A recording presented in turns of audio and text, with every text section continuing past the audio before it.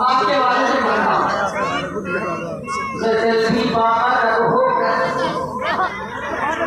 गजल भी बारब होकर चली आई है महफिल में,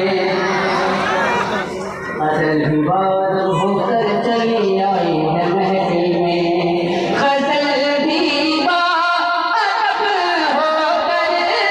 खिंची आई है महफिल में, गजल भी बारब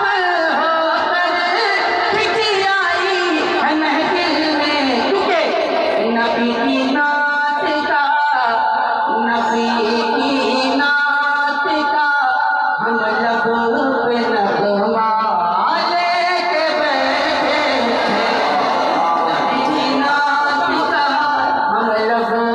पे नगमा लेके बैठे हैं, जो दिल में उल्फत जाने मसीहा लेके बैठे हैं,